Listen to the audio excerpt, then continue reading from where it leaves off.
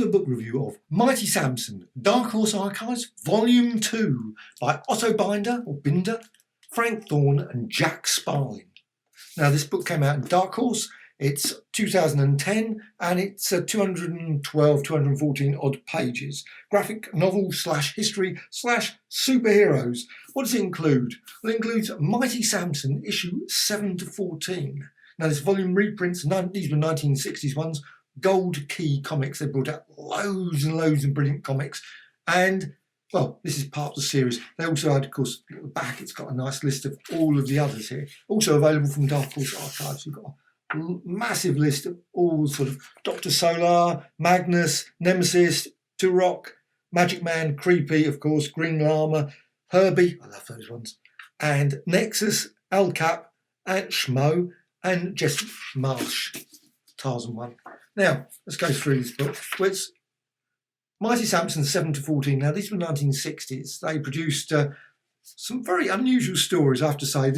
What happened? This obviously civilization is finished, the world has collapsed, and what you've got is this character that's super strong, Mighty Samson. Don't think there's any explanation about why he's super strong, but however, he is super strong. And he's got these two other characters that go with him, Sharmaine and Mindor.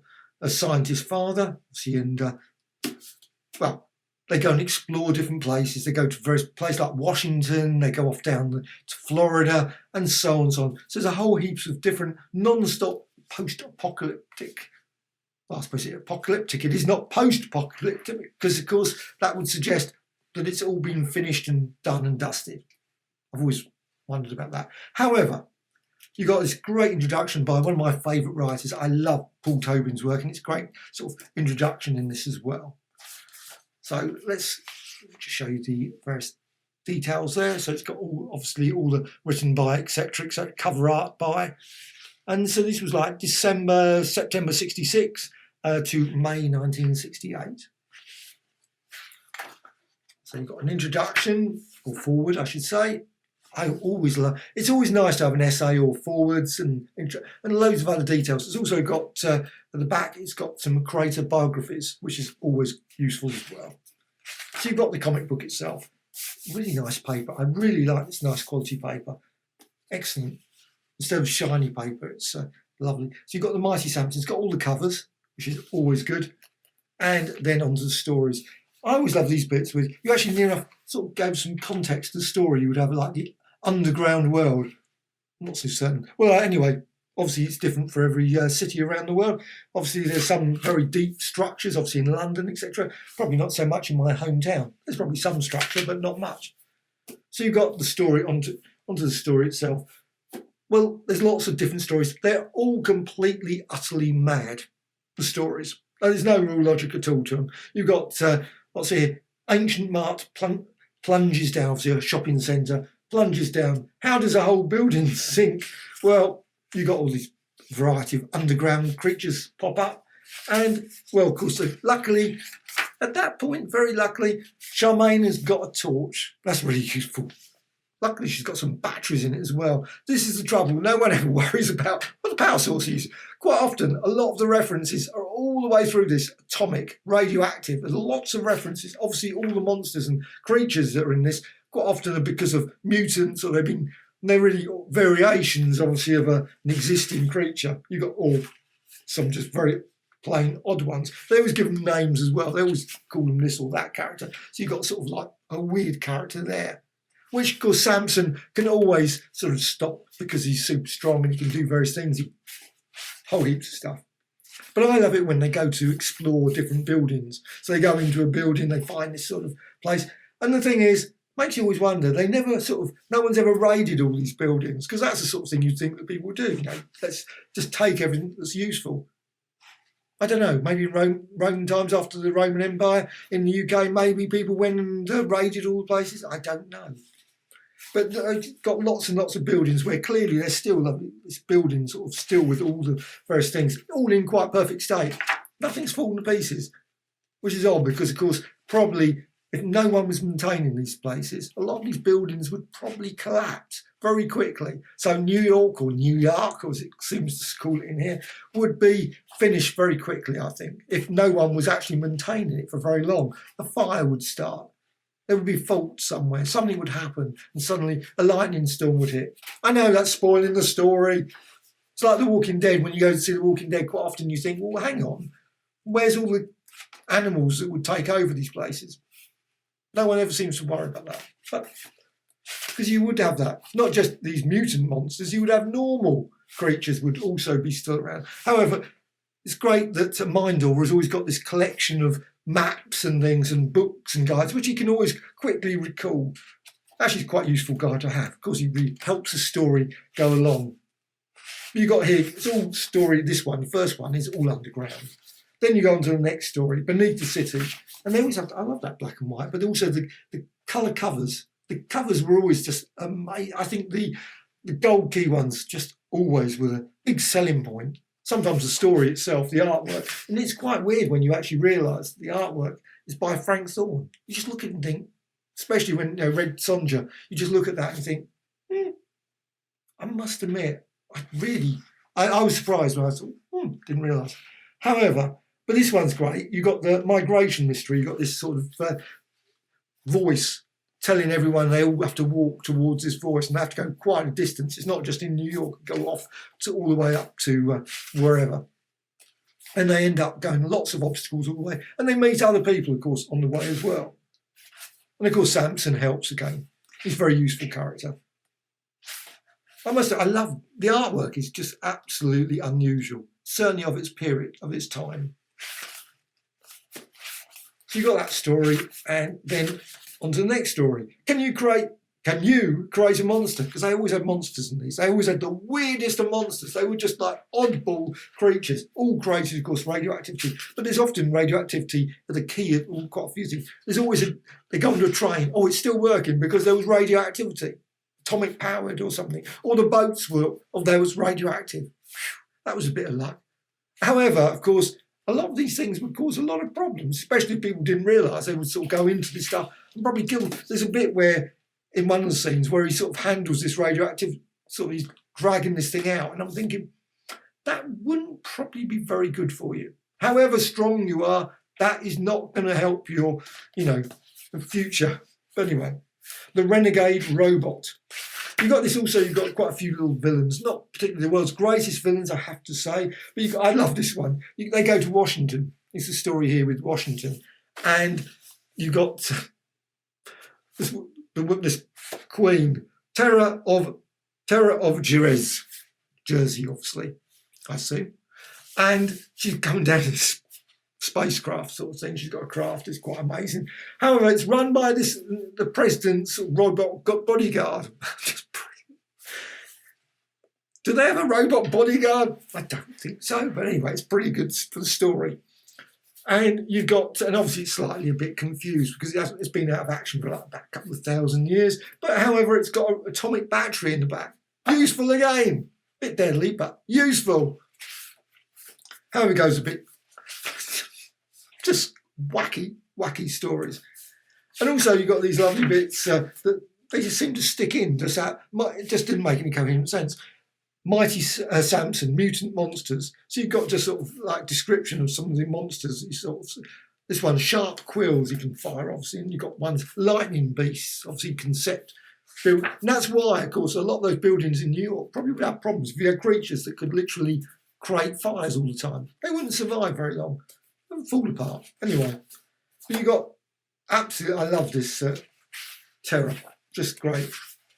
But it's a great sort of sightseeing tour of Washington. You've got all the various, obviously the monument, and also obviously even the Pentagon gets into this. And actually what they've also got a lovely section at the back and they actually show sort of a tourist sort of thing. Really quite useful sort of tourist guide to Washington.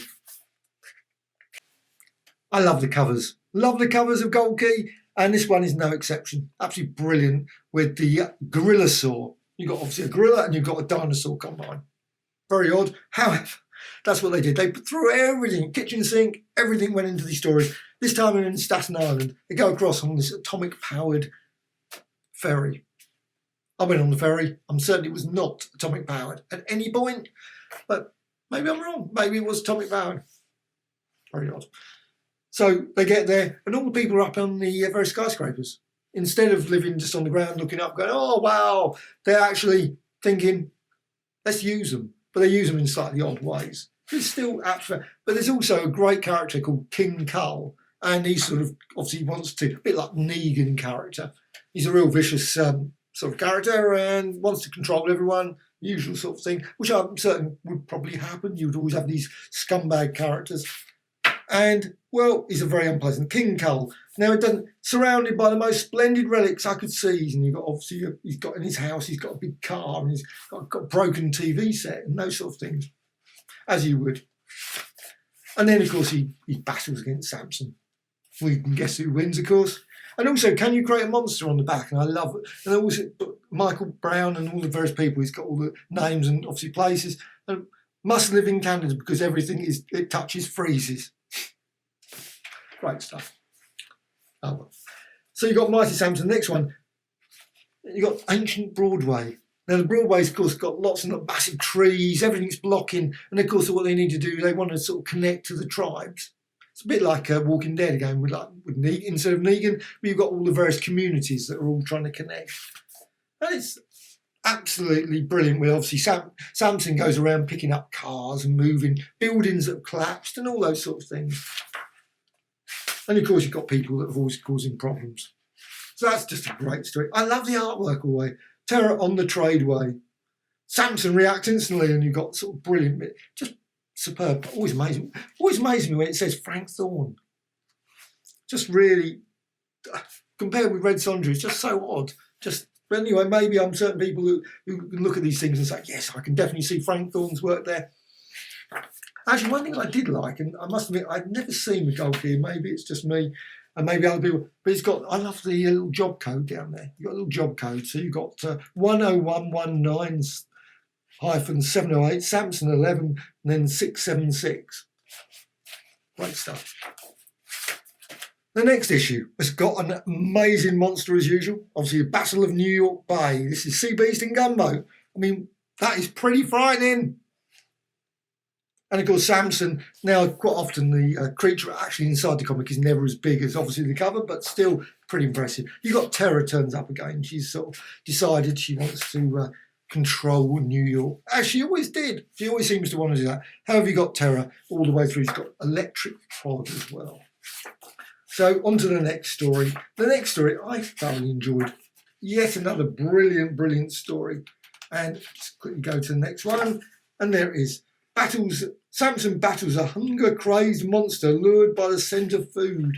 Another brilliant cover there. And again, you've got lovely black and white there with a bit of description of a rooted sea serpent. However, menace from nowhere. What happens? And this is a problem that probably would happen. You've got oil, suddenly oil. They've obviously all the fish and all the various. Suddenly you've got a problem with the water around New York. It comes from obviously lower down, sort of Florida. So that gives a good excuse to go somewhere else. That's the thing about this story. It's sort of occasionally, like in Washington, Staten Island. It's not always in New York. It's often they go off to Florida in this case. And you've got dinosaurs, just standard dinosaurs. They weren't very inventive in action, just dinosaurs, not sort of weird cowosaurs or pigosaurs or something else, henosaur. Pretty hot in Florida, and it's even really gone down here. You've got a desert really taking control of the place. Search for the fabled city of the past, which is a Technopolis.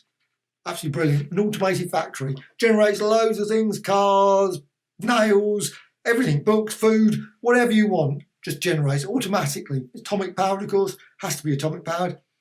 And also you've got obviously the general loads more creatures, mutant monsters that come along. And, well, some pretty seriously weird ones as well. Very good story. I loved all the stories in this. Absolutely every single one of them was a joy to read. They are totally mad, totally crazy stories. They are definitely of their period. I don't think anyone would read sort of stuff like this. It's just so completely brilliant. It's got a biography at the back, which is very good. It's got some great information. Also, Frank Thorne, it still amazes me. It just doesn't look like. However, Dark Horse Archives, you've got a whole long list. All of them are out of print, so you should be able to find copies, but they're generally pretty expensive. They're not the cheapest of books. Now, obviously, most of these were like 2010. It's only 10 years ago, and yet, weirdly, all out of print. Herbie, I loved Herbie. Turok, Nexus, all those sorts of things. I would love it if Dark Horse brought them out in Kindle versions. They're not going to bring them out in physical. It'd be lovely if they just put them as Kindle ones. And then at least we could obviously get those and read the stories, because sadly it's going to be very hard to read these stories unless you are willing to pay the excessive prices that quite often you find, unfortunately, in lots of sites nowadays. Well, did I love this book? Yes. I loved Mighty Samson. Is one of my favourites. Just absolutely, I love that sort of setting. Obviously, way off future, especially when there's quite a few like short stories I've read over the years that are very similar sort of feel to them. I just love those. And this Mighty Samson is just an absolute gem all the way through. Yeah, just classic stories. Totally recommended.